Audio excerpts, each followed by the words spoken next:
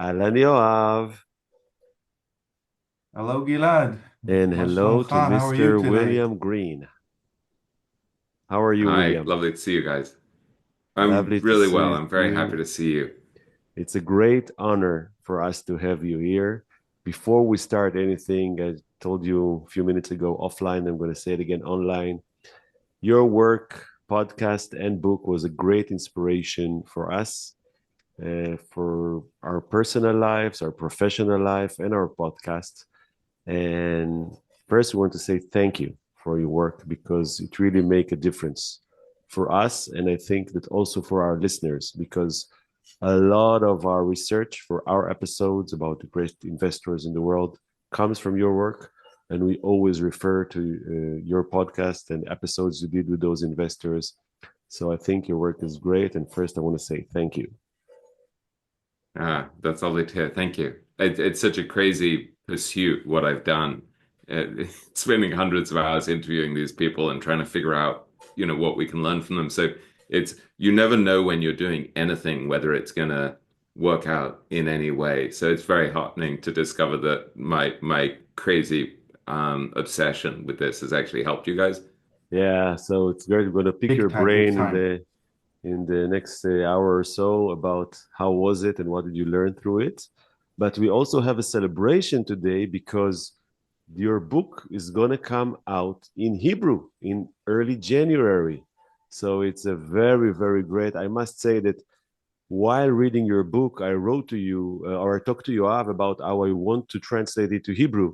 And then I think he met you Hmm. or a guy and he said, it's being translated. And I was so happy. So we are very, very happy to announce to all our listeners that you can buy the book Richer, Wiser, Happier in Hebrew. We're going to put a link in the show notes to the publication that you can order it directly, and you're going to have a 10% coupon code that you can write. We're going to write everything in the show notes. So go ahead and read it. It's a great thing. This book is really, really inspiring.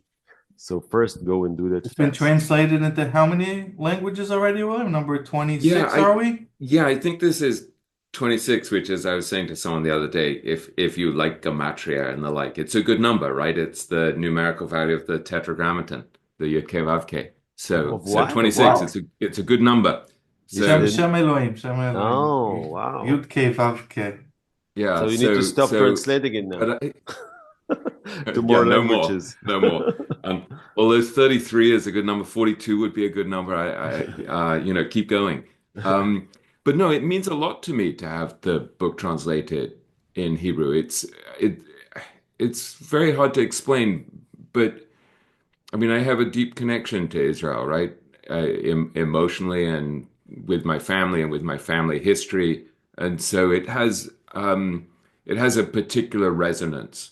So one of the things that's really beautiful when you write a book like this is you get most of the copies of the foreign editions get sent to you, and you start to collect them, and there's something really wonderful and exotic about seeing your book in Japanese and Korean and Mandarin and Cantonese and the like. And and a couple of days ago, I got a copy in Hindi, which is just really beautiful. I mean, it's just there's something really Oh, wonderful about seeing the exoticism of the letters and seeing it, picturing it going around the world. But then I just got sent a PDF of the cover in Hebrew a couple of days ago, and it gives me a special kind of thrill because yeah.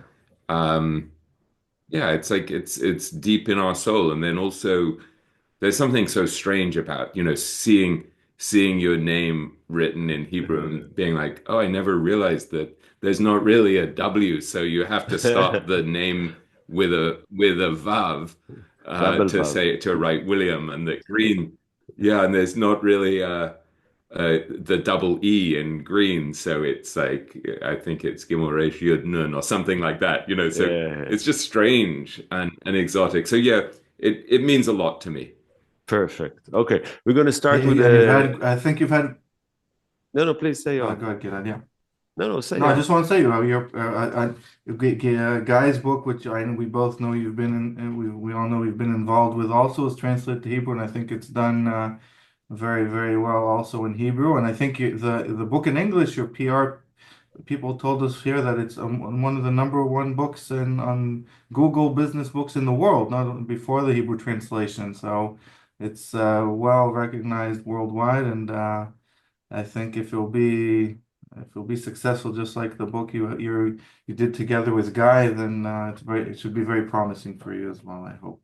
Thanks. Guy's book is a beautiful book, and in some way that this is the education of a value investor, and I know that you've had Guy on Yes. your podcast too. And in a way, Mashkia in Hebrew. that was in Hebrew? Yeah. He's a much better linguist than I am. He speaks about 5 languages, but he also has an Israeli father. But in a way, that book set me on the path to write this book because I'd interviewed a lot of famous investors early in my journalism career. So I used to interview people like Peter Lynch or Jack Bogle or Sir John Templeton or Fayez Sarafim, or Marty Whitman, these amazing investors. But then I became a more general interest journalist. And so I went to work for Time magazine, and I ended up editing the Asian edition of Time, and then I ended up editing the European, Middle Eastern, and African edition of Time. And then in the middle of the financial crisis, I got laid off, and I went and worked briefly for another big media organization. And then I quit, and I started ghostwriting books. And so I went and helped Guy with his book. And in a way, it moved me back to this early stage in my career where I'd been obsessed with, how great investors thought. But when I started early in my career, I was really only interested in how to get rich by studying the great investors. I didn't really think deeply in my 20s about what can you learn from them, about how to think better and be wiser and how to become happier. And then when I came back to it, I was probably 40 when I started working with Guy on his book. So I'm 56 now, so it's quite a while ago. And so I'd just gone through this brutal experience of being laid off at Time, which was it's very difficult for your ego, right? If you're, 1 minute you're going off and you're interviewing presidents and prime ministers and CEOs and you're being flown first class around the world and you feel like very important. And then you get totally slammed because you're laid off and you realize, oh, it wasn't me that was important. It was Time magazine that was important. And so when I came back to this subject in my early 40s, it was totally different. So I was really trying to figure out how do you build a life? How do you become more resilient? How do you deal with failure? How do you deal with your blind spots? How do you deal with the fact that the world is changing in all of these ways? And so this industry that was an amazing industry, the magazine industry, for so long, suddenly was collapsing because of the internet and all this technological change. And so when I was working on Guy's book, Guy is intellectually brilliant, but he's also very obsessive. And so, for example, he would talk to me about how he had become obsessed with Charlie Munger.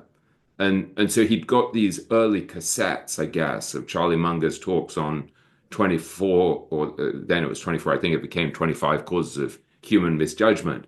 And he was so obsessive that for something like 18 months, all he listened to in his car over and over again was Munger talking about this. And so I would say to Guy, what did you learn from Munger? Because Guy is a brilliant speaker and has a beautiful mind, but he's not a professional writer. And so my job was to kind of go into his brain and get this insight from him. And so he would start to explain to me, well, here's why Munger is so important. And literally, it was the first time that I realized Munger was important. I mean, Monish Pabrai had sent me a copy of Poor Charles' Almanac probably 20 years ago, but I hadn't really dug deep into it. And so in a way, part of what happened is this combination of this existential angst, this sort of crisis of 40, when everything fell apart, when the global financial crisis came, the journalism world collapsed, my own career kind of collapsed, and I had to sort of figure out, how do I rebuild my life?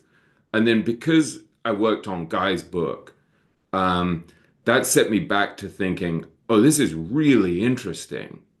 Studying great investors and thinking about how they think and thinking about his relationship with Monish and what Monish figured out, and then talking about what they learned from their $650,000 charity lunch with Buffett and what Buffett figured out.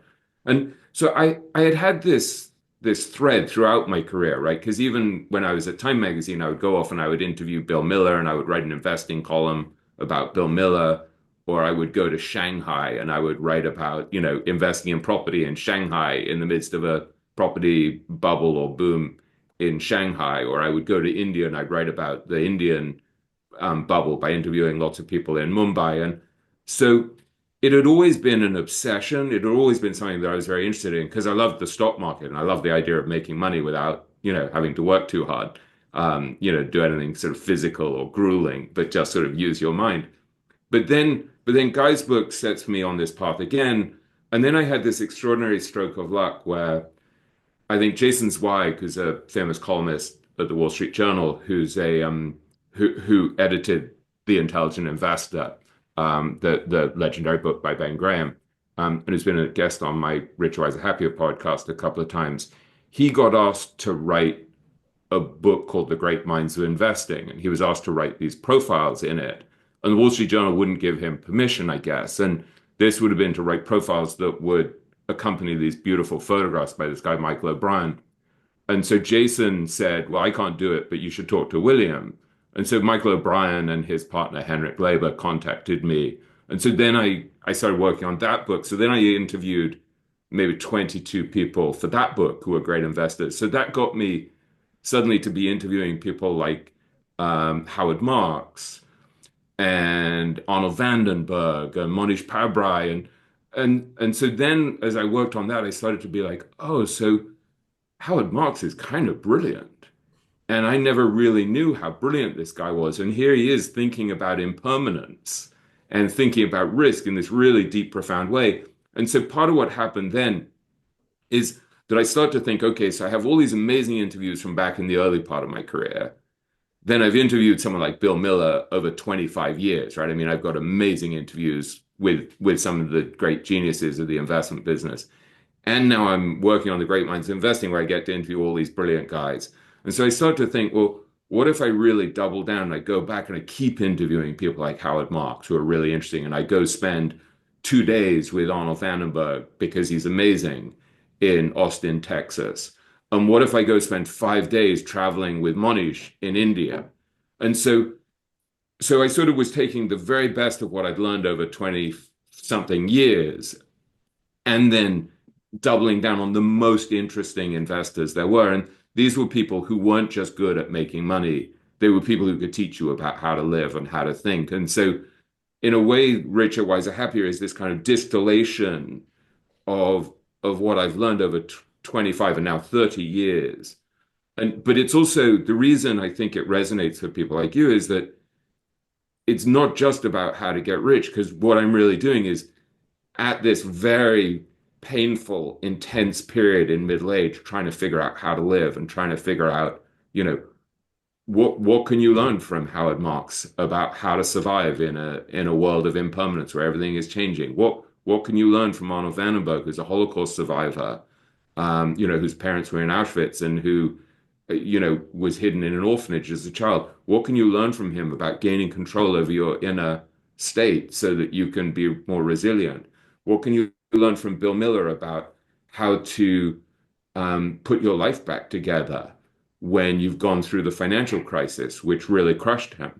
And so it became, in a way, a sort of subtly almost like a self-help book, but it's a very deeply philosophical self-help book.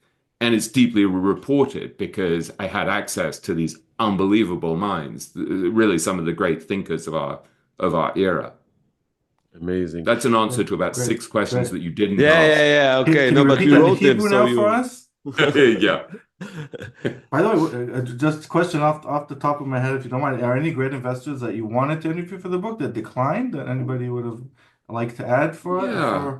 Yeah, I mean, there are lots who decline. One of the great lessons with any project like this is that to some degree it's a numbers game. You just have to persevere.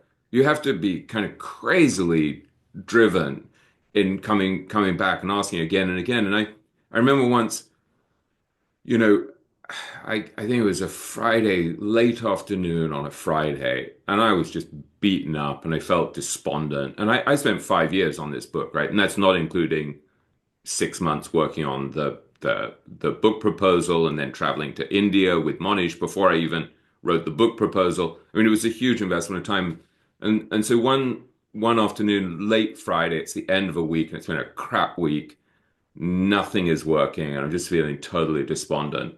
And this is my memory of it anyway, is I was like, I'm just done. I want to call it a day for the week. And I don't work on Saturdays. I frequently work on Sundays, but I don't on Saturdays. And I wrote to Munger as the very last thing I did that week. And I was like, to hell with it. I'm just gonna, no, I'm just gonna do one more thing in this state of sort of brokenness and despair.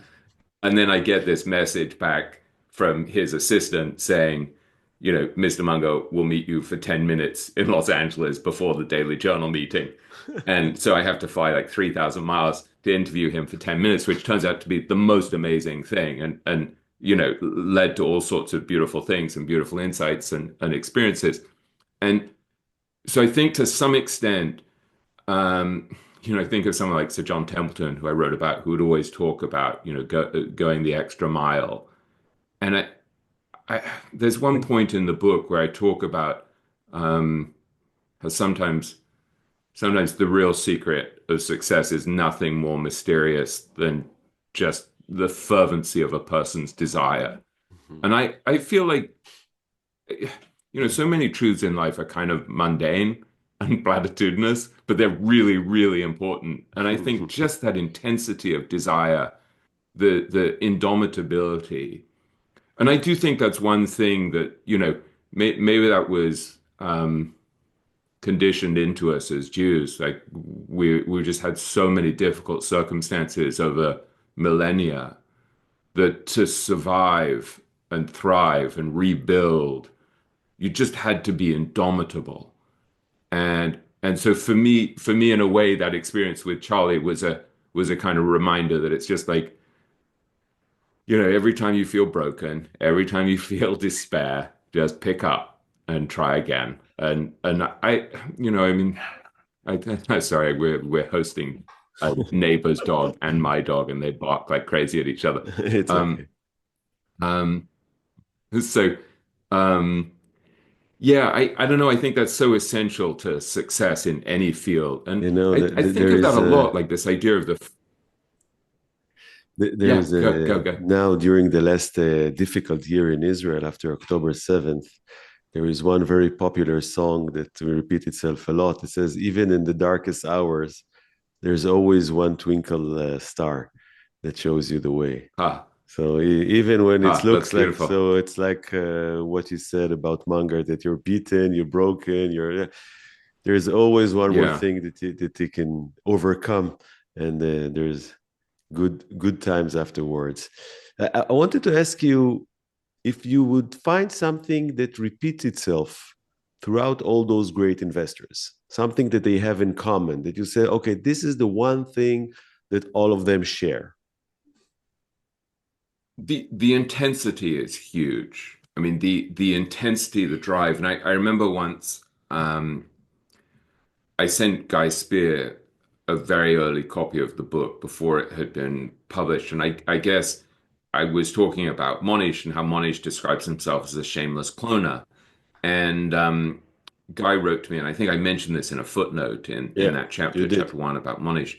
The guy wrote to me and said, the phrase shameless cloner, I worry that it doesn't really convey the intensity with which he not only clones, but clones the right things. And he said, underneath these calm exteriors of all of these investors, there's this kind of ferocious competitiveness. And I see that again and again. You see this very unusual cocktail of qualities that often don't really seem to go together very naturally, right? So there's this intensity, a competitiveness, there's a willingness to detach from the tribe, to diverge from the crowd. That's very, very important.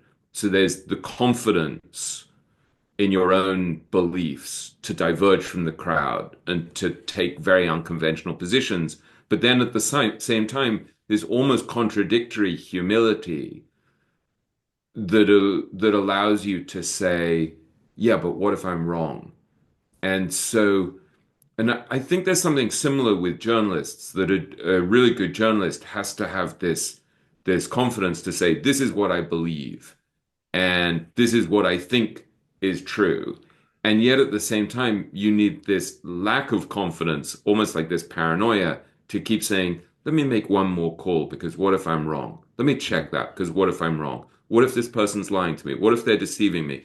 And so I think often in life, there's this weird balance of almost contradictory characteristics that you need in order to be very successful. And so you look at someone like Howard Marks, for example, and I describe him at one point in the book as like a most superior machine, right? I mean, he's like this very brilliant, very rational, kind of probabilistic machine, just quietly calculating probabilities. And then when I said to him,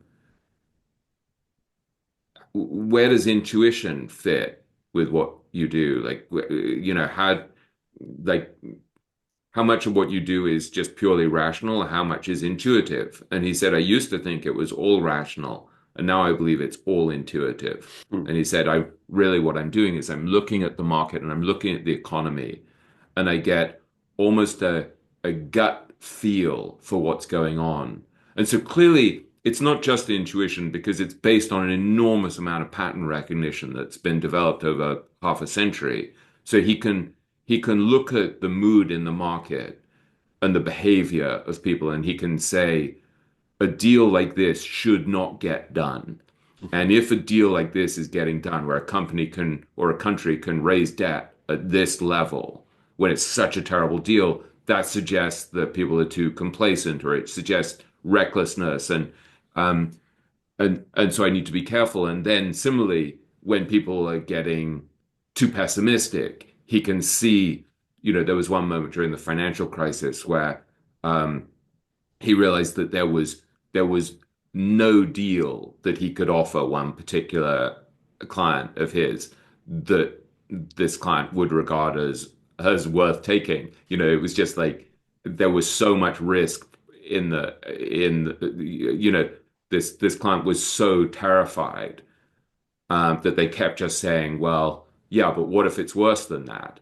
And so again, Howard is able to kind of take this pattern recognition, but there's something intuitive going on as well. And so I think sometimes, I mean, if there's a takeaway, it's partly that we need to find things in our own life where we have this weird combination of skills that doesn't really even make sense. I mean, I think one of the things that's been very helpful for me is that even though I'm obsessed with investing, I'm actually much more obsessed with literature and spirituality and philosophy and these questions of how to live. And so what that means is I'm constantly reading other stuff rather than reading investing books. And then I'm seeing all of these parallels that actually are really, really valuable within the investing world. And in a way, it's like, it's this weird combination of loving the stock market and loving the market as this kind of microcosm of human behavior, and this microcosm of all of the uncertainty that we have to deal with, and how we have to navigate our way through uncertainty and change, and the fact that the future is unknowable. But I've spent so much of my time studying Tibetan Buddhism and the like, which is really all about impermanence and change. And so I'm drawing very deeply on stuff that most people aren't drawing on. So I think somehow you need to combine like weird habits and weird interests. I must say that in the book, I think for me, it was one of the most interesting and beautiful things, that there were a lot of insights about life, not only about investments. You draw a lot of conclusion from the lessons that those investors drew and experience into life and being philosophical and existential issues that really, really inspired me, at least.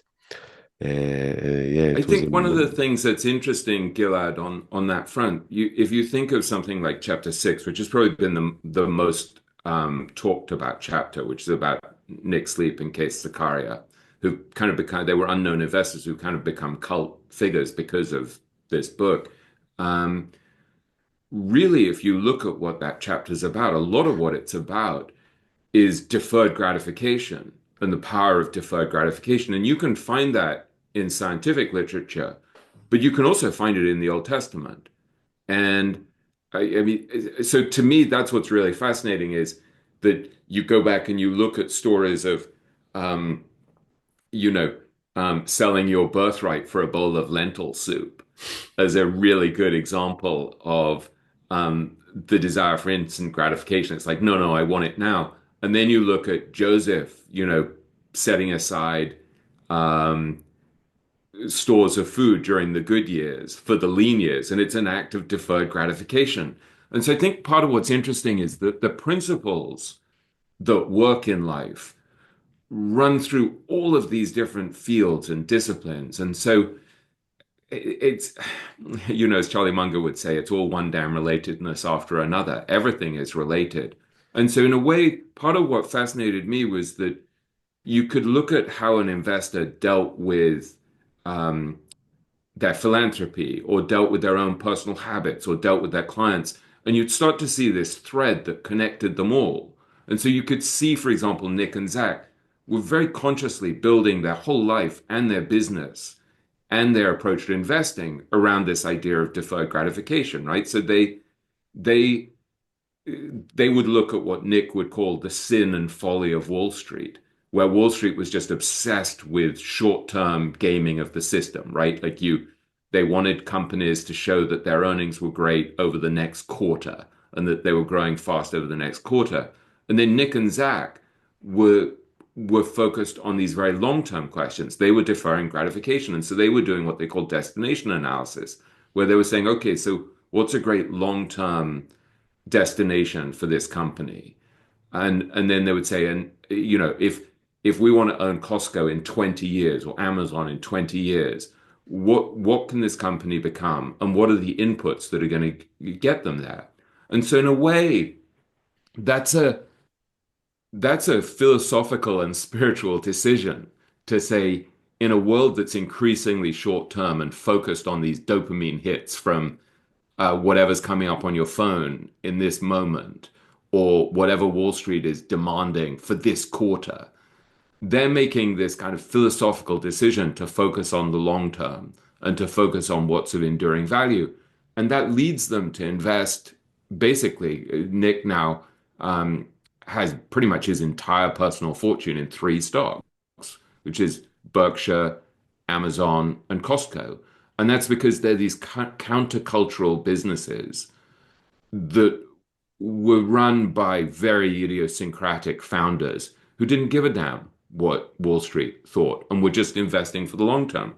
So then you start thinking about how you live your own life, and you start to think, well, do I want to be like the short-term crowd, which, as Nick would describe it, is involved in wiggle guessing the whole time, constantly looking at the stock market and guessing, well, is it going to do this? Is it going to do this? Is it, up, down, all this meaningless wiggle guessing, or meaningless wiggle guessing about the economy. Whereas Nick's partner, Zach, said to me, he had read some article in the Financial Times. He's like, they're trying to guess whether the recovery is going to be in the shape of a V or a Y or whatever it is, or a Nike swoosh. And he's like, it's just such bull.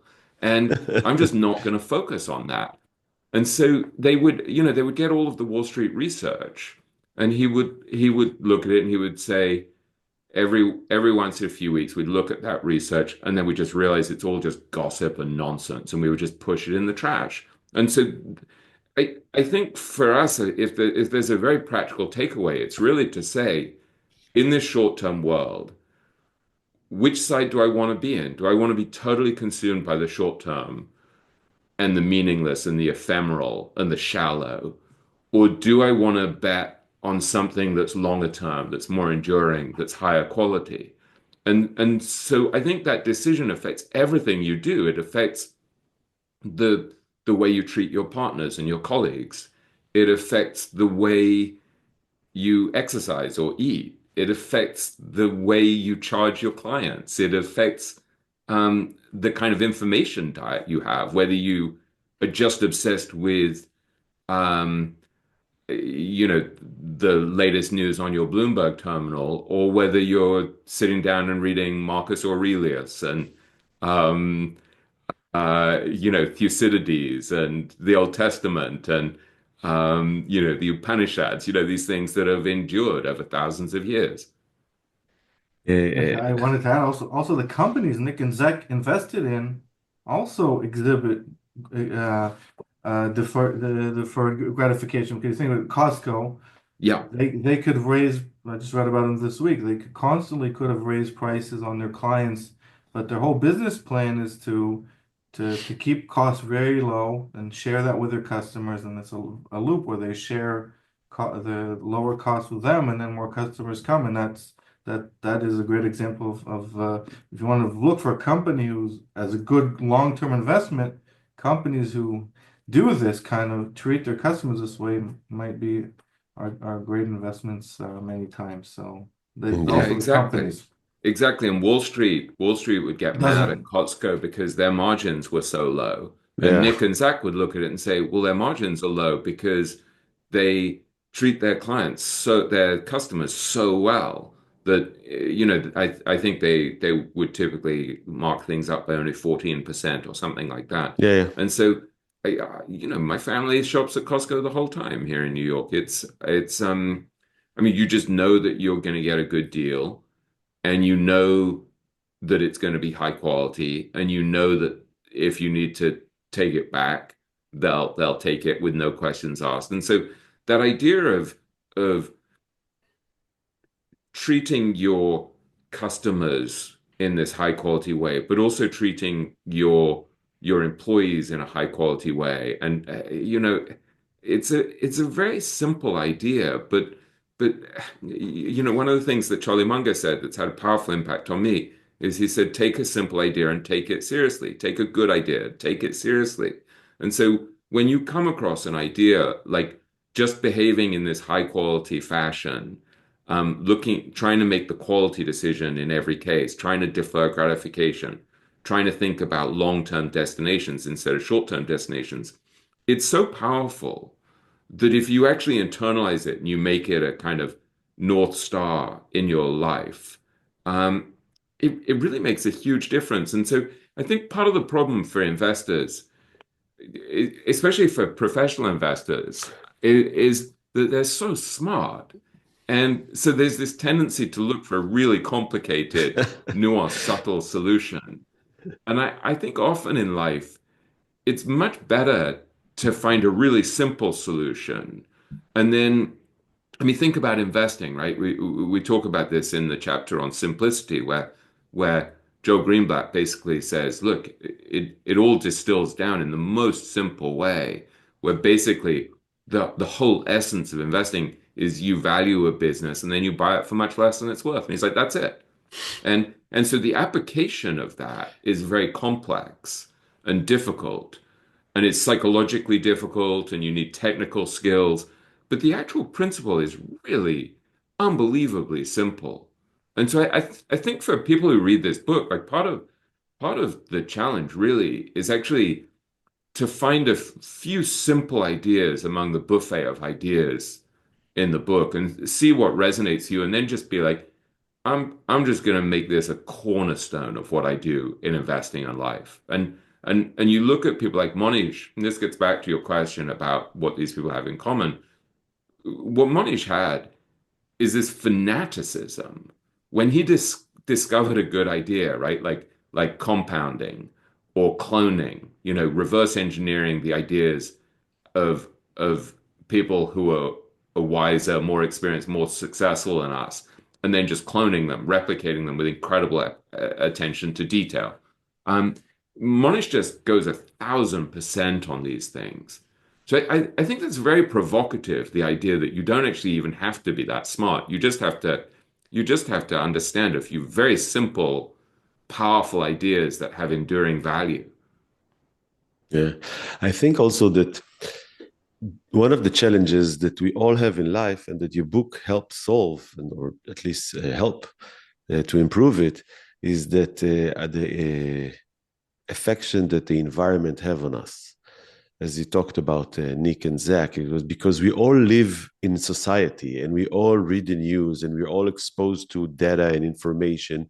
And the mainstream of information is usually uh, like the short-term populist things that you would say, and it's very influential upon you. We are all humans. It's very difficult to shield yourself from those ideas and to get into all our psychological biases of FOMO, and the ability to stay with a simple idea, although all the newspapers and media and everything and the market shows you other way around. And I think that your book provides a den to shield us against all this information.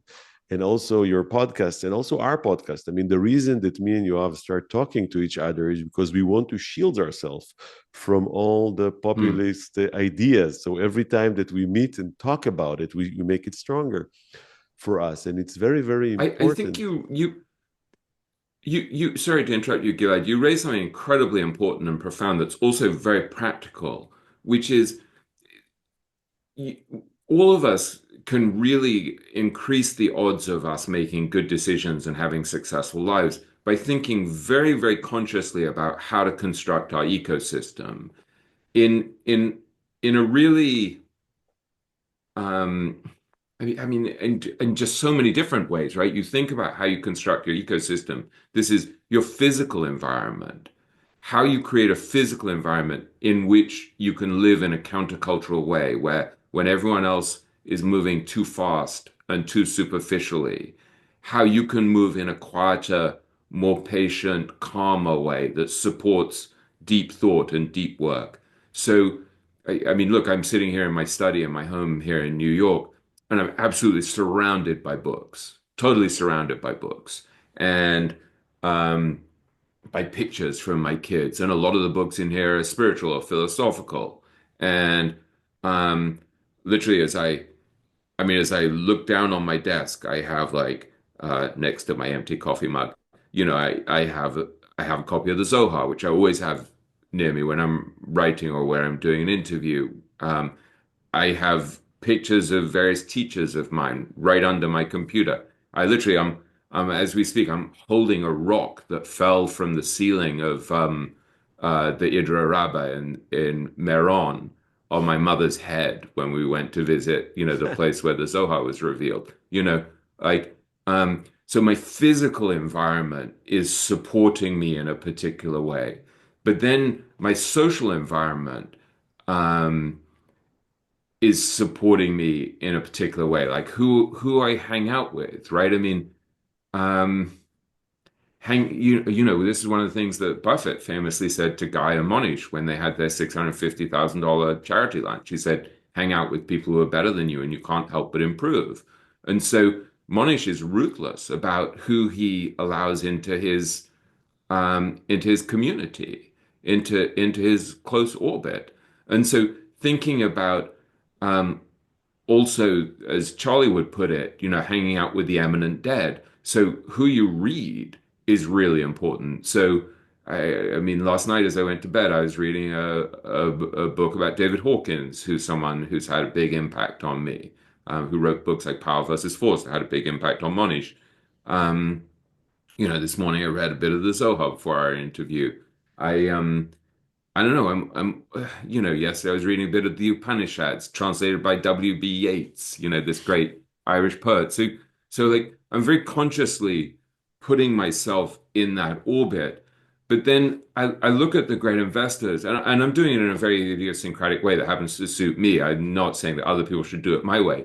But someone like Brian Lawrence, who I had on the podcast, who's a very close friend of Guy's, Guy actually officiated at the marriage when Brian married Jillian Zoe Siegel, who's close to Buffett.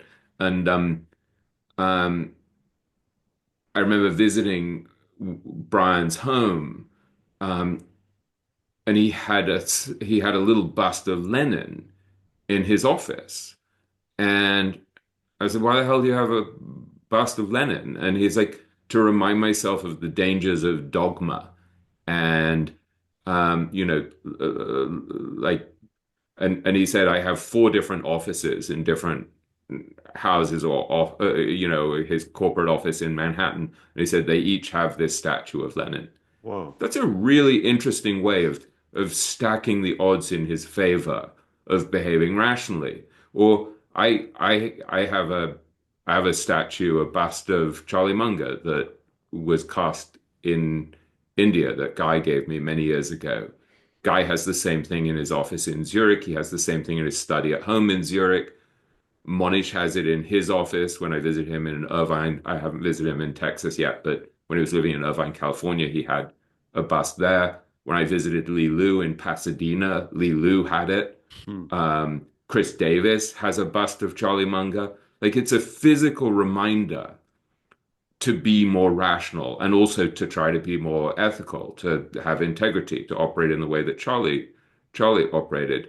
And so there are all of these subtle ways in which you can tilt the odds of behaving a certain way. So Charlie said to Chris Davis, you know, have when Chris was setting up his office, Charlie said, set up your office so that you have a wall of shame that has you know, a list of all of your mistakes. And so, you know, Chris has this office in the Rockefeller Center in New York that has this wall of shame that literally has like stock certificates for investments that went wrong. And there was one investment that did really well. I think it was a reinsurance company that Berkshire ended up buying, and he made a lot of money. But Munger said, "No, that should be in your list of mistakes. You just got lucky." And so he even has that on there, and and so and and Chris has the transferable lesson from that mistake is on the wall. So it's not about wallowing in a sense of his own stupidity. It's about taking this past experience and physically having a cue to remind him of the lesson so he won't make the mistake again.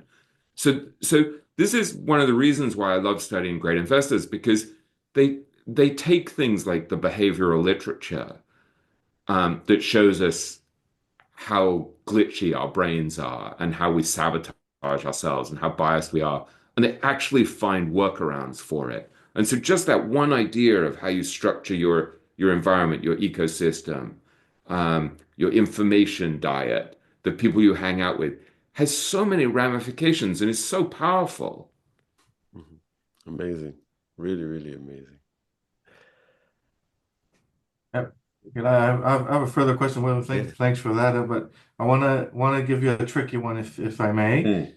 Following what you said about these amazing investors and their deferred gratification, how do you reconcile that fact with the fact that not all the investors, but many of the investors, also ones in your book, their personal lives, and by the way, your conversation with Guy Spear about you guys, just hearing both of you speak, especially about on the personal level, both Gilad and I, that was a remarkable conversation. I think it was this past year. Anyway, their personal lives were pretty messed up. So how do you reconcile those two things if it can be reconciled? I think it can, but I think it's one of the great challenges for people like the three of us, and presumably for many of our listeners, is how do you build a successful life in a multidimensional way so that it's not just successful financially or professionally or in terms of your reputation, your standing in the world, but actually in terms of your relationships, the quality of your relationship with your partners at work, the quality of your relationship with your kids, your spouse, um, your friends. That's a huge challenge because I think I remember interviewing Paul Lountzis, who I wrote about in the chapter on high performance habits, and he's like, "Look, you don't get to be Roger Federer without playing tennis. You know, you got to be maniacal." And Paul would literally, I mean, he would go to this club in New York, and he would um, he would go on the Peloton and he would just be listening to videos of great investors over and over again. And I once ran into him at an event in New York. I think it may have been at the CFA Institute, and he said to me, "Yeah, your Google talk was great." And I was like, "Oh, thanks very much." And he said, "Yeah, 4 points," and then he lists the 4 points in order. And it was just right off the top of his head, and you could see, oh, he's actually watched this talk or read the talk multiple times until it's actually become internalized. And he would read things like The Intelligent Investor or Phil Fisher's book literally dozens of times. I mean, I think when I wrote the book, he told me he'd read them something like 40 times each. But when I ran into him a couple of years ago, it was like 60 times or so. I mean, it was some crazy number, right? Like that sort of obsessive repetition. So I think to be really successful, it helps to be maniacally driven and focused. But you really have to think about like, what's the cost? And so I think one of the big questions that all of us have to think about is, if we go back to the idea of destination analysis from Nick Sleep and Case Zakaria, is if you think of your own life in that way and you think, okay, what's a desirable destination? Um, when when my kids and my wife look back on me at the end of my life and look back, how will they speak about me? How will people remember me?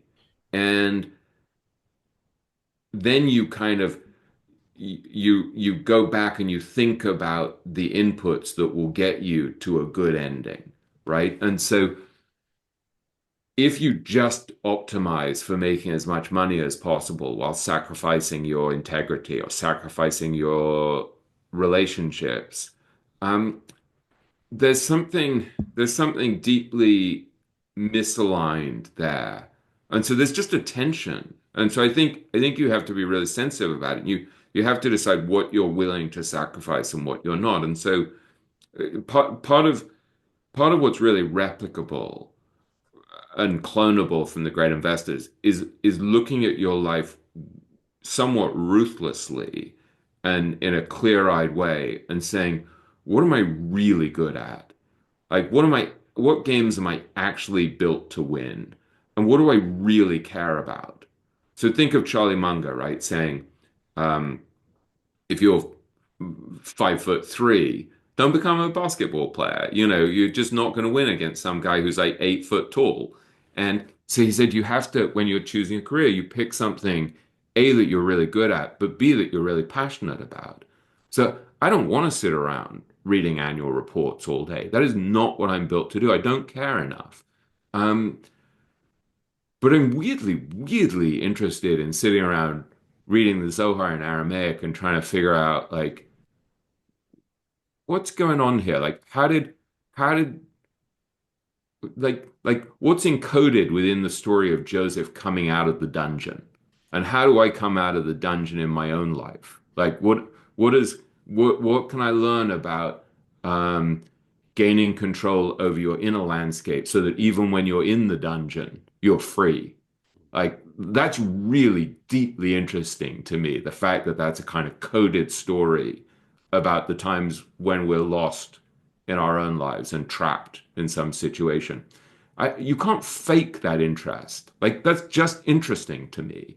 And it might seem really weird and esoteric to other people, but then I connect that to, you know, Epictetus being a slave, a great Stoic philosopher, and thinking about how you gain control over your life through, really focusing on what you can control, your inner circumstances, your intention, your behavior, your integrity, things like that, because you don't have control over the external circumstances. So I think this habit of thinking about what you're profoundly interested in, that you would do even if you weren't paid for it, because it's just interesting to you. Like, I love interviewing people. It's really fun talking to people and figuring out how they've figured out how to live. That's just really interesting to me. So I think the takeaway is really just to given that we have very limited time, think about what you're truly good at, what you're truly built for, what you truly care about, and what's valuable to other people. You know, how you can have an impact on other people. Because I think again and again, when I look at the happiest investors, it's not that they're the richest of the investors. Part of it is that they're operating in a way that's deeply aligned with what they care about and what they're best at. Like they're fulfilling their mission in life. But partly it's also that they're serving others, they're helping others. So they're taking their talent and they're using it to lift up other people in some way, whether it's to be a great, an honorable custodian of other people's wealth and savings to make sure that they'll be okay and sending their kids to college and being able to retire and build financial freedom and security, or whether it's someone like Monish who's literally lifting people out of poverty across India and taking these very highly intelligent kids from very poor families and empowering them to get a great education. You know, that sense of service is critical. And here again, you know, it's like you find this everywhere. You don't need to look far to find these lessons, right? You look in old Kabbalistic books, you look in philosophical books, you look in literature, and you see the same thing. And so it doesn't really matter where you get these lessons. I just happen to find the investors a great microcosm for this stuff, partly because they're so pragmatic that they, you know, as Charlie would say, I observe what works and doesn't work and why. And so because of that pragmatism, they're a beautiful group of people to study what works in life. But you could find exactly the same thing if, you know, I'm sure if you just went off and spent 20 years in a yeshiva, you'd figure out all the same lessons, basically. Right. I have another trick question about it. I mean, you know, there is a survivor bias that we look at those who success and learn them, but maybe there are a lot of them that did the same things and failed. And maybe it's just randomness or luck. I mean, how do you, after all the people you've sat with and learned deeply and you saw, do you think you can now look at people who are at the start of their careers in investing and assess or analyze or say, well, this one probably will succeed and this one will not? Or you think it's impossible? No, I think it's possible, but I think it's very difficult. There's so much luck and so much randomness involved. And so you can be incredibly smart and get really unlucky. And so think of someone like Howard Marks, right, who happened, I mean, look, he failed early in his career when he was betting on the Nifty 50 stocks during, you know, in a bubble. But he's incredibly smart, and I'm sure his employers wanted to keep him. And he happened to get lucky that they wanted him to start investing in distressed debt at a time when distressed debt was regarded as so tawdry and not even an investing class. You know, it's something that you shouldn't be allowed to invest in because it was so vulgar and so risky. And so as a result, it was unbelievably cheap and the opportunities were amazing. So he got to ride this incredible wave where this asset class that everyone hated was so cheap and came to be popular. Well, think of the number of people in my book who started around 1973, 1974 during that crash and built these amazing careers. So you do need luck, but it's more than that. I mean, think of the perseverance, the indomitable perseverance that someone like Bill Miller needed to come back from the financial crisis and again become a multi-billionaire. I mean, incredible perseverance and incredible intelligence and incredible ability to diverge from the crowd and bet on himself. So I, there are people you look at who you just would never want to bet against. I was thinking the other day of Francis Chu, who I didn't write about at great length in the book, but who's a brilliant guy. And he and I were emailing a couple of days ago, and he went through a long period where he was totally out of favor. I mean, I remember when I wrote about him in The Great Minds of Investing, he said to me at some point, "Why do you want to write about me? I'm so out of favor. You know, I and I was like, no, but you're an amazing investor, and you know, I mean, he hadn't even gone to college, and he'd built this incredible record as an investor over decades, and then he just came storming back. And then he said to me the other day that I think he had bought Monish's insurance business for $60 million from Monish of his own money. I mean, this is a self-made guy who didn't even go to college. So he buys Monish's insurance business for $60 million several years ago. And he told me the other day that it's now worth $400 million. So you just don't want to bet against Francis Chu. He's just really smart. But So let me even when make it. he's out of favor, Sorry to interrupt you, but let me make it a little bit yeah, harder, if I can. If we would like to ask you to tell our listeners if they want to choose an investment manager or fund manager, yeah. how should they choose?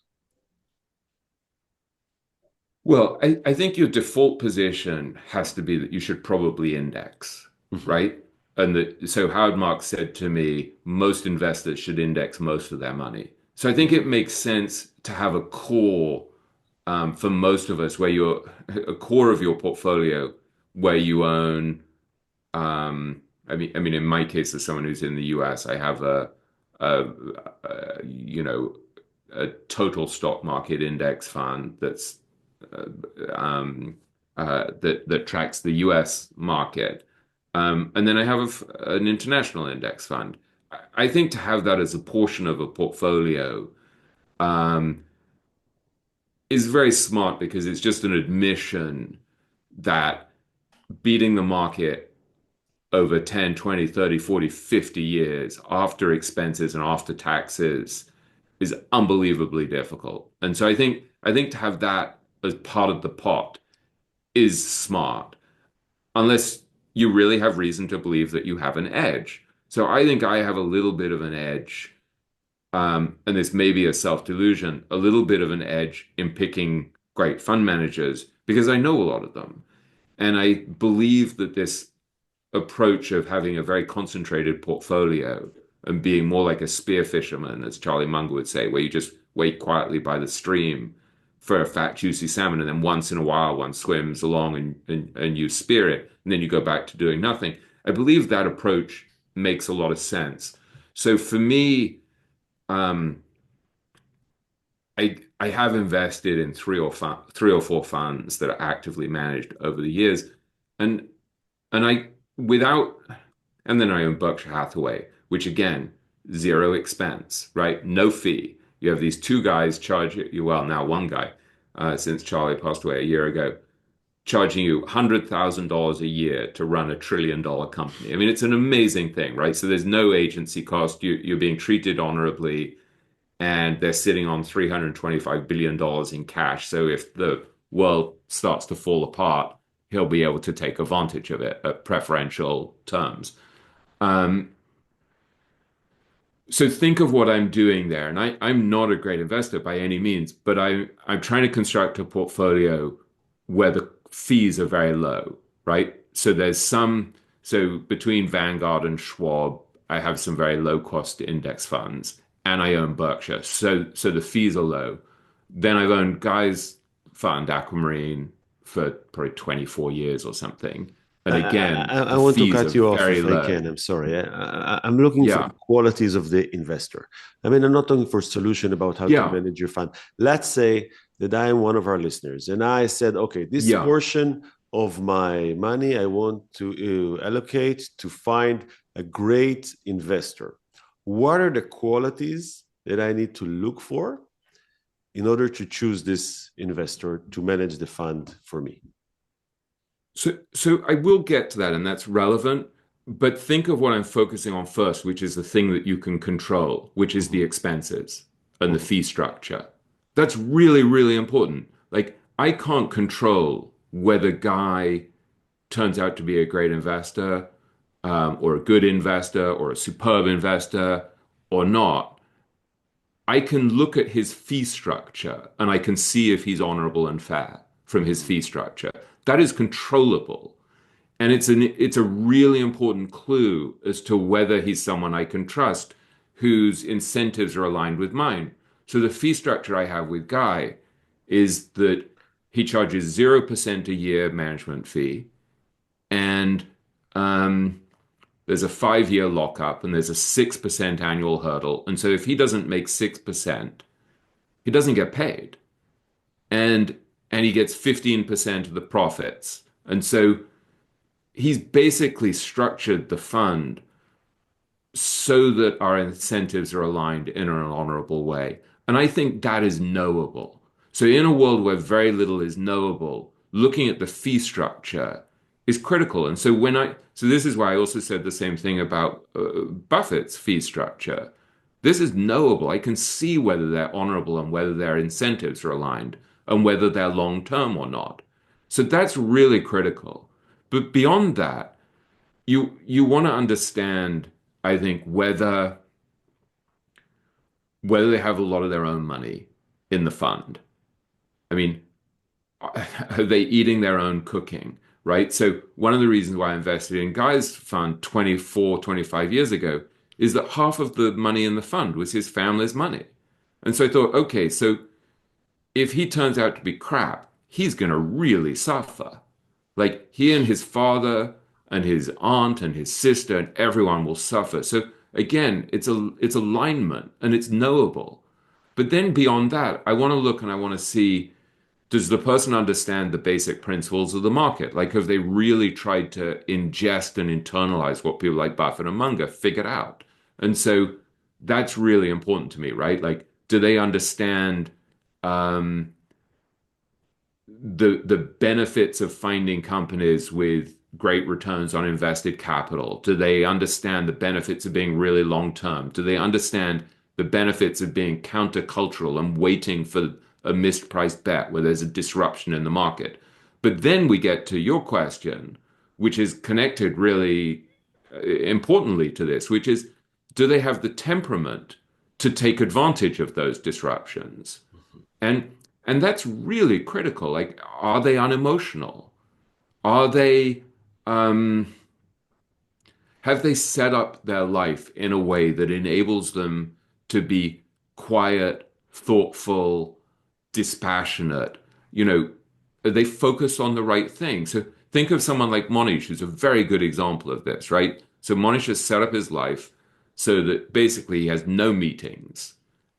Never, just doesn't care about marketing the fund to prospective clients who are going to come in and he's going to have to do a song and dance with them. Just not interested in doing that. I mean, he does a lot of marketing in the sense of appearing on podcasts and giving interviews and giving talks and the like, but that's also sharing wisdom and sharing insight. And so he structured his life so basically he's just sitting there reading annual reports, thinking, making very quick decisions about whether stuff is crap or not. And then once in a while, he finds something that's really interesting. He'll spend 6 weeks researching it. And so I think you can observe this stuff, like how have they set up their life? So I look at someone like my friend Josh Tarasoff, and it's like the first time I had lunch with him, really, we talked mostly about his meditation practice, because I really want to see, has he set up his life so that he can be very calm, so that he's basically spending his whole time not caring about the market, not caring about short-term returns, just quietly reading and researching, hanging out with other really smart investors. So he's close to all of these other really smart young investors who I like, and meditating, so that then once in a while he'll be in this calm state where he can handle disruption. So it's a very long-winded answer to your question, but I think all of those things are part of it, right? That it's the temperament, it's the way you set up your ecosystem so that you can operate in this patient, disciplined, dispassionate way. But then it's also the fee structure and the way you set it up that actually shows whether you're deeply aligned, whether you actually care about your shareholders, whether you care about your clients. I don't know. Does any of that make sense or resonate? Great sense. It made great Yes, sense. I very think much. it's a great answer. I think it gives people. I mean, basically, the way I understand what you're saying is, don't look at their intellectual abilities.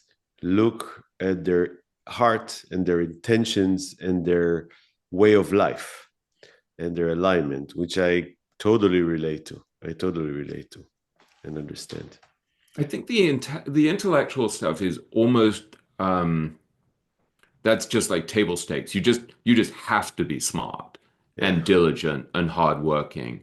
But so I mean, there are so many people who've been through Columbia Business School and Harvard Business School and Wharton, and they have pretty good skills. So many of them have their CFA. I think that stuff's fine. It's valuable. I mean, it's good that I went to Columbia Journalism School, which is probably the best journalism school. That was valuable, but that's only the beginning, right? Like then you need the temperament. You need to be the sort of maniacal person who's constantly trying to get better and better. But I think you want to be honorable as well. But there are people who have made a fortune while being totally dishonorable. And I just happen not really to want them in my life. And so for me, if I look at I mean I look at someone like Guy and I think he's a kind-hearted person who wishes people well, and it's really important for him to treat people fairly. I don't think, I mean, we talked about this in the podcast. I don't think he's as maniacally driven um, in this very narrow way to get great returns as some of the greatest investors. So will his returns be less good? Probably, probably. But I'm okay with that because I feel like I'm aligned with someone who's going to try to treat me honestly and honorably and will be honest about his mistakes. Um, and I'm okay being on the journey with him to do that. Um, so I think some of this is very idiosyncratic and personal. Look, I invested in a fund a while back, run by another guest on the podcast, a guy called Chris Begg. And I don't say any of this as a recommendation. It's more like how I think about it. Again, and I may well be wrong in my judgments. Chris is someone I want to have in my life. Like I think he's a very soulful, thoughtful, decent, interesting person. Josh Tarasov, someone I want to have in my life. Um, he's, very smart investor. He's also a really good human being. And so for me, part of what you're doing, and this is very idiosyncratic. I'm not just optimizing for the best returns. I'm trying to partner with people who, in David Hawkins' terminology, make me go strong. They're people I want to be with. And Guy said this many years ago when we were working on his book that he wants to have Berkshire Hathaway in his portfolio because he's more likely to behave well and rationally and have integrity and be long term if Buffett and Munger are in his portfolio. And Monish would always say, you can get higher returns somewhere else, Guy. Why don't you just sell it and go find something else? And Guy would be like, no, I'm just going to hold it. So Guy's held it since, I'm probably 1999, he's owned Berkshire and has done very well as a result. And Monish will say, basically like this is Guy's greatest fault that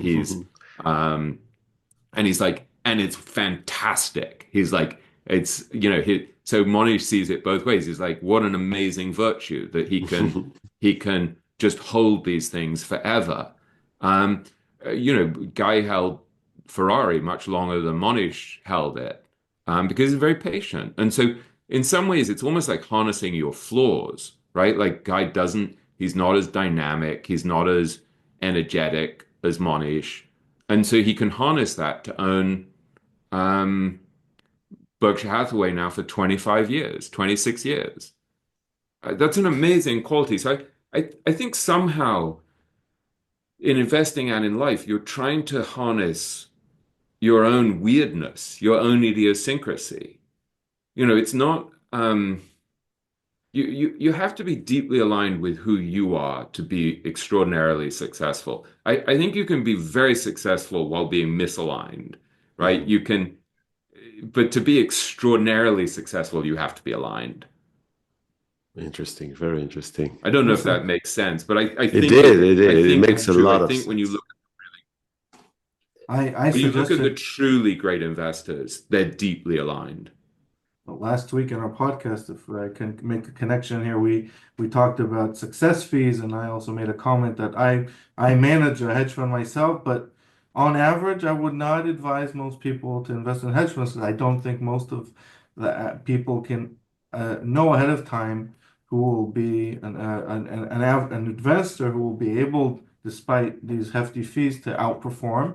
And my idea was even takes your idea even to the extreme is to invest in companies such as like the larger investment firms who are publicly traded, who these guys are like as an investment idea are money-making machines. Companies like Apollo and Blackstone and You Brookfield. invest in the And these GP. companies, when you invest in them, you invest in the GP, and you're the one who's got the probably one of the greatest minds working for you, and you're the one that is receiving the fees and not paying them. That was Yeah, I talk think about. I think that's smart. I mean, I have a friend who's a very successful hedge fund manager who's owned Brookfield for a long time, and I don't know what the valuation is like, but I I don't haven't think looked. anybody does. No, but I think it's partly for that reason that there's just a sense that you're it's almost like you're a toll keeper in a particularly good business. And I remember, a ValueX in Omaha last year, Monsoon Pabrai, Monish's daughter, spoke about taking the same approach with Indian Right. financial firms. And She said you can I think she's travel to very the smart. past. You can travel to the 70s. It was a great Yeah. talk. We talked about it here in our podcast afterwards. Yeah, it was Huh. amazing. Wow, William, it's so inspiring to hear you speak about all those things, and I think it's really, it's such a very important thing to be in a community of sharing ideas that really help people to differentiate of them from the mainstream, let's say, bullshit, as Zach and Nick said, Yeah. and Yeah. to help Yeah. you be far away from that bullshit. It's very, very important. Yoav, you want to add some more questions? Yeah, maybe just well, maybe let's make it a positive. Out of all the investors in the book that you mentioned, who would you most likely either want to meet again, or you would be willing to pay them higher fees just to be able to invest alongside them if if they were still active today? Who would be your Huh. personal favorite? There are definitely people I really like to hang out with I can among. tell you, Gilad's favorite is the one you mentioned a couple of times, Howard Marks. I think he's the one, if I can say No, so. no. Is that From the right? book, Why no. From the Howard? book, Nick Sleep No? for me. Nick What do you Sleep mean? Huh. for you? Okay, I interesting. love Howard very much. I mean, it's an amazing one. But Yeah. Nick Sleep is my favorite. From the book, this one is the Zen and the Art of the Model Yeah. Cycle.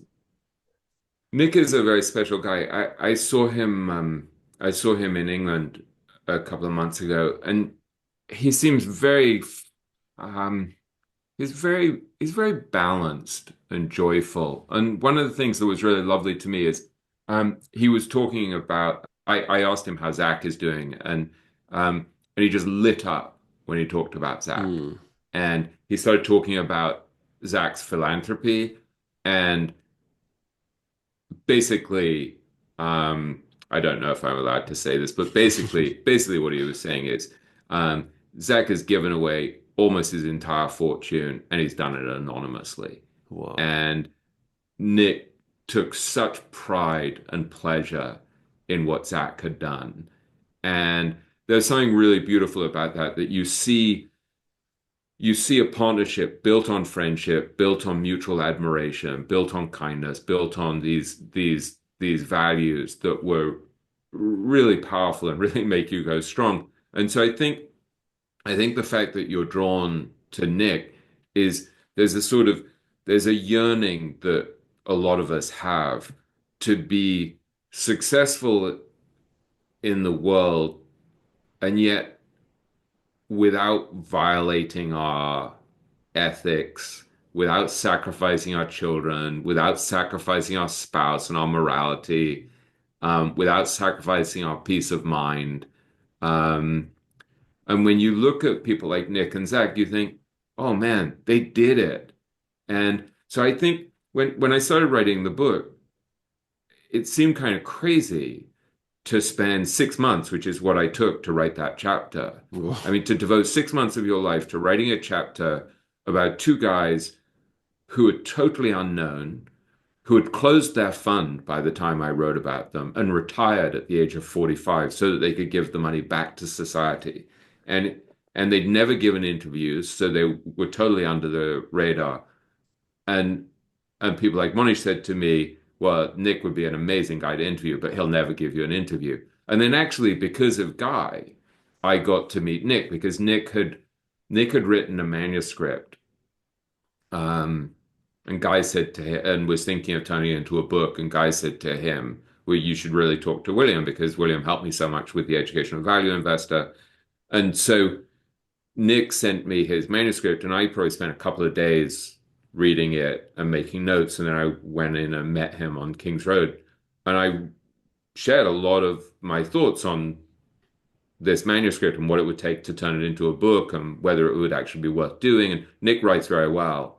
So he could write a very good book. And Nick basically decided after I talked to him about it, he's like, no, I'd do better spending my time on philanthropy, giving my money away in a way that creates enduring value instead of spending my time on this book. And so he totally jettisoned the book. And then I said to him, oh, by the way, would you ever consider talking to me for my book? And because I spent so much time talking to him, basically giving him free advice, investing my time, it would have been harder for him to say, no, I won't do it. And then I won his trust. And so then we just kept talking. And then at a certain point, Zach, who doesn't ever give interviews, because Nick vouched for me, came and spent the afternoon with me and Nick and gave me an interview. And so I think there are some really important lessons in there. So when you think about, when you think about this idea that I write about, where I talk about the mensch effect, where just being a mensch and compounding kindness is very, very important. So there are a lot of people who love Guy because he's been kind to them. And so he then gets me introductions to people like Monish. I became friends with Monish through Guy many years ago, to Nick, to Ken Schubenstein, who's also in the book. So it's all built on relationships. It's all built on trust. It's all built on reputation. If I may, William, mention one small act of kindness you did. You won't say this about yourself, but what kind deed, without even, I don't know, you didn't know me then, you didn't know, I think, my friend, but on your podcast, which people will send a link as well, most of our listeners know it, is very popular. It's an international one, but you found the time and I don't know how you did this, but I remember where I was when I heard you mentioning in your podcast, again, worldwide audience, that you met a smart Jewish boy from South Africa who's a world chess champion. He's looking for his way into the value investment world. He doesn't know how to start, but I think you mentioned he was living in Israel. And I was like, what are the chances you on your podcast would mention this, that you would go out of your way to help Shmuel? Our listeners have mentioned his name a few times. And anyway, so I wrote you on LinkedIn, and you connected us. And today Shmuel works with us, helps us, and he connected between us for this podcast. So thank you, Shmuel. Thank you, William, for this being such a mensch. With your to take the time to do such a thing. Look at what a small world. And now Shmuel now is connected with so many great investors, and he's worked for Guy Spear. He's interned for him. So one small act that you did has had such a profound impact on him and on us as well. So it was very conscious tremendous on my part. I mean, what happened is I was interviewing Joel Tillinghast, who's a legendary investor from Fidelity, who I wrote about in the chapter on Charlie Munger and how to thrive by not being stupid. by consciously reducing standard stupidities. And so I was asking Joel Tillinghast about how to get started in the investment business. And I thought, here's my friend Shmuel, who's trying to get started. And so I'm like, let me just throw in his name and let's see what happens. And so Samantha Macklemore, who's Bill Miller's successor, wrote to me to ask me for an introduction. You wrote to me and have been an amazing force for good in his life. I introduced him at one point to Arnold Vandenberg, who's been an amazing force in his life. And so I don't know. I mean, there are lots of times where you can't help someone, maybe because, I miss so many opportunities to help people because I'm scattered and thin stretched, and people ask you for stuff the whole time. But I think just this idea, think about Ben Graham, Buffett's teacher, right, who said that every day he tried to do something creative, something generous, and something foolish. And that idea of just doing something generous every day is a very powerful thing. And the great irony is that you're the recipient. Yes, the person you help is a recipient, but you're the recipient. Like you get so much out of helping that person. And so this is so it's just as we observe what works and doesn't work and why, to quote Charlie, just to structure your life so you say, okay, so if all I'm doing is using my talent or my time or my influence or whatever to help myself and to make more money and to be more important and to get a bigger car and a fancy house, like what a stunted life that is. But if you transform that desire, so you harness your desire to succeed, but you do it in some way that helps other people, that's such a beautiful thing. And so this is one of the great things that I learned from observing Arnold. Arnold called me a couple of weeks ago in London when I was visiting my mom in London, and she said, we were chatting for a while, and at the end he said something like, "Thank you, thank you, thank you for helping me to fulfill my dream of helping other people." And that was such a beautiful thing. I mean, he literally said thank you like 3 times. And I'm not saying this in a self-congratulatory way. It's like what the book did for him and also him coming on the podcast is it's really turbocharged his ability to influence and help other people. And when you see his joy as a guy in his mid 80s or early 80s, just the capacity to transform other people's lives, you look at and you say, well, so how do I become more like that? Because what I want is to be happy in my mid 80s. And so I'm not going to be able to do that if all I'm doing is maximizing my own benefit. And again, you can find all of these secrets in all of these old spiritual paths. I mean, I have this book next to me here called The Wisdom of Truth. That's 12 essays by the holy Kabbalist Rav Yehuda Ashlag. And actually, Shmuel visited Rav Ashlag at one point and lit a candle for me there. It's in the his grave is in the outskirts of Jerusalem, and Rav Ashlag talks about how the trajectory of your soul in your life, basically what you're doing is you're taking what he would call the desire to receive for the self alone, and you're transforming it into the desire to share. And I think his phrase for it is ratzon lahashpia. And so it's the desire to have an influence on other people, a beneficial influence, and to be a conduit for abundance for them. And that's such a powerful lesson when you have a great sage like Rav Ashlag sort of saying to you, look, if all you're doing is feeding your desire to receive for the self alone, there's going to be a short circuit. There's like no flow of energy. And so, but if you take that desire and you transform it into the desire to receive for the sake of sharing, of having benefit for other people, that's a very powerful thing. And so for me, the spiritual and philosophical stuff has been really, really important because it gives you an underpinning of knowing what the great principles of life are. And then you look around in your own life and you see, is it true? Does it work? And so I look at someone like Arnold Vandenberg, who I end the book with, or Joel Greenblatt, or Tom Gaynor, or Nick Sleep. And I think, why do they seem happy? What did they do right? And then I look and I'm like, that's kind of amazing. They're doing all of these things where they're sharing with other people. They're not just, and it's, I mean, the one of the things that's distinctive about the book is that you'll notice there aren't a lot of rapacious, unethical billionaires in that book who are just out for themselves. There is a marked omission in that book of rapacious, snake-like billionaires. And I've interviewed plenty of them. So why did I choose not to put a spotlight on those people? And so I think, because they're only rich, they're not and wiser, and they're not happier. Exactly. And so I think for our listeners, as you go about your lives, like look for these principles for how to live and how to invest, and like observe in your own life, like what works, and as Charlie Munger does, or did, look very consciously at what doesn't work, because it's very easy to identify. And so my mom was telling me the other day about a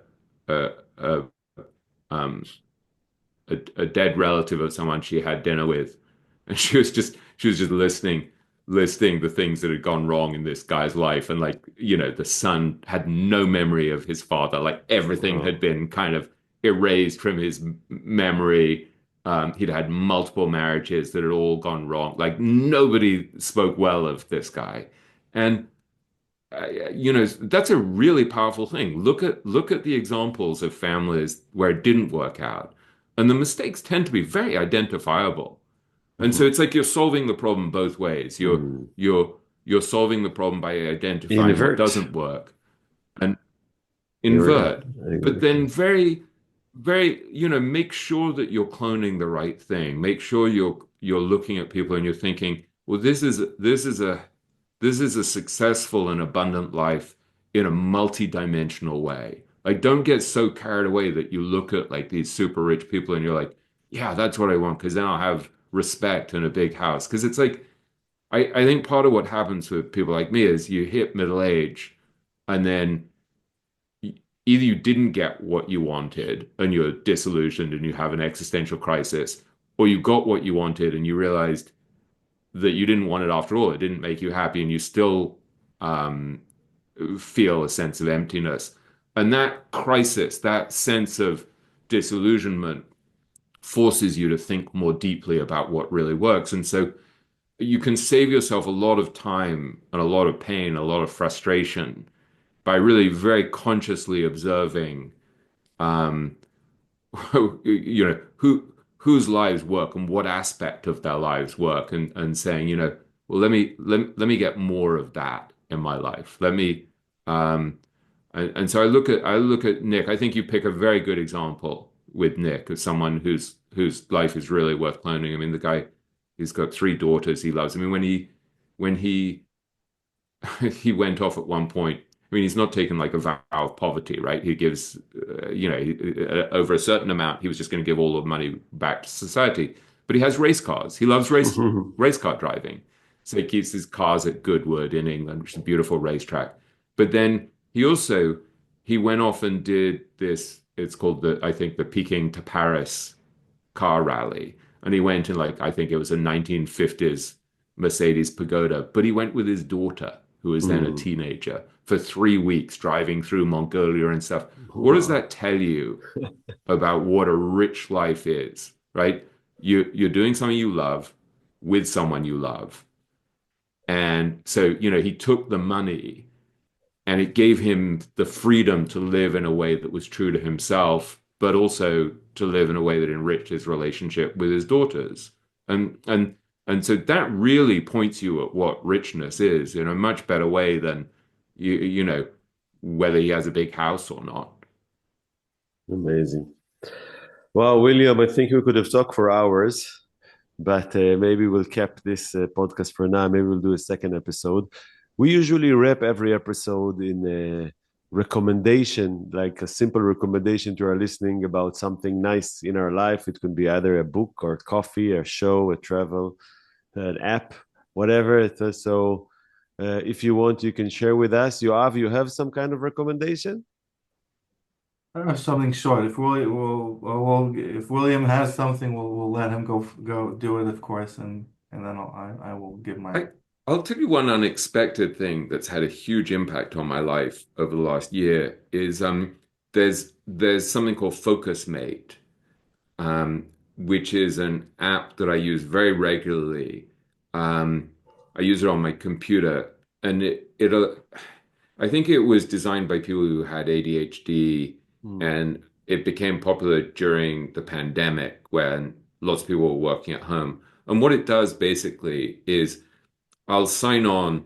I usually do a 25-minute session, but you can also do a 50-minute session or 75-minute session. And the algorithm pairs you up with someone, and you see them on your screen, and they could be anywhere in the world. And you say, what are you working on over the next 25 minutes or 50 minutes or 75 minutes? And they tell you, and you say what you're going to work on. And then you hit mute, and then they continue to be on your screen. And so they're keeping you company while you work. Huh. And then a bell goes off at the end, and then you say, how did it go? And then you can favorite them, so maybe you end up meeting with them more often. And I've done this a lot over the last year. I saw my statistics the other day, and I think I did something like 950 sessions with people from 55 different countries. And there's something really beautiful. I mean, just yesterday I worked with an academic, a lady who lives in Tel Aviv, and a few months ago I was paired with a teenage girl wearing a hijab, and I said, "What are you working on?" I because I travel a lot in Asia, I sort of guessed that she was from Indonesia, and she was, and she's like, "I'm just working on my Islamic homework," and then you'll be working with someone who's like a music theory professor in Auckland, in New Zealand. And then, and I think there's something really wonderful about looking at someone on your screen. So you're looking in their eyes often. And so you see that they're not different than you in some way. Like they all dress differently. They all have different, sometimes they're working in their bedroom and it's like really cramped and a real mess. And sometimes they're in there's a guy I often work with who's a poet in Nebraska. He's got this amazing beard that's like, the beard of my great uncle, or my uncle who was a kibbutznik, like a pioneering kibbutznik, like an amazing pioneer did. And, he's a poet and he's sitting outside his house, writing. And it's been a wonderful thing for me because I think I would have written my book a year or two quicker if I had this, because it's incredible to see. There's a sort of mirroring where you see the other person work and it keeps you focused, and there's an accountability, and you don't want to let them down by leaving your chair. And so it keeps you at your desk and it gets you started often with very difficult tasks. But it's also the expansion of empathy, of seeing people who are different from you and seeing their humanity in this kind of intimate way. And so I think it's kind of a beautiful. I've never heard of it. I think you can do a few sessions a week for free, and I think I paid like $80 or whatever a year, and I mean I would pay $800 a year very happily. I mean, Gilad and I both suffer from, I think, this similar could it's help us a lot. And it's we'll interesting. We're gonna check it out. We're gonna check it out. Yoav, what's your tip? It's been a life changer for me, but my tip is short and sweet. I think just hearing William speak, it makes me it is connected to finance, but not in general. Just the fact people think, especially in Israel, you guys are both in New York, so you might have forgotten already, but even also in New York, but especially also in Israel, the financial industry many times brings there's a lot of scam, lots of sham, a lot of people who aren't straight, and definitely not the kinds of people that would be in William's book. So it's so refreshing to hear. And read about that there are special people also in the finance industry, which is at the end of the road. It's there for people that they want to make a good living, but that doesn't mean they have to give up on their moral standards. So mine is short and sweet. Go get William's book and read it, and you won't regret it. That's my thank you. I think it I was thoroughly we endorse that recommended a few recommendation. times. Yes, Yeah, yes. great. I'm gonna my recommendation is schedule one time in your lifetime to do Christmas in New York, because everything is snowing here in New York, and everything they decorated their houses. It's a very unique experience driving away and you see these houses being lit up with candles and lights, and it's so Beautiful. happy. I don't really understand this holiday and the meaning of it, but it's such a great atmosphere. People are so happy during Christmas here. So schedule one time to come visit New York in Christmas. Especially That's if a it's good snowing. It's snowing now in New York. You guys have a Yeah, white all the Christmas. week That's it's even snowing. better. Yeah. Wow. Heavily. Yeah. I don't know Yeah, if it's I'll be able to beautiful. go back Enjoy it, home from enjoy the it. office with all the snow. Well, thank you Wow. guys so much. It's been a real pleasure, and I love the fact that we've had a wide-ranging conversation. And I think like FocusMate, we focus so much on the downside of technology. We're always talking about how AI is going to destroy us or drones are going to destroy, But one of the things that's beautiful about technology, with the FocusMate thing, like that you see people from different cultures, different religions, different countries, and you're like, oh, they're just sitting in their room trying to work, dealing with the fact that they have a glitchy, distractible brain. And it brings you closer together, right? It's sort of the meaning of love thy neighbor as thyself.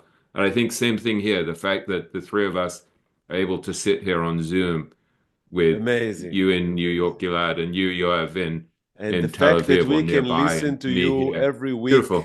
talking to someone with a podcast over the seas with all this information, I mean, it's amazing ability of technology. Amazing. It's a William, beautiful thank you thing. So we very shouldn't much. get despondent. No, not at all. You Thank gave you. us a lot of hope, and happy Hanukkah. Thanks. Happy Hanukkah. I hope it's a beautiful one for you. All right. Bye bye. Take care. Thank you. Shalom.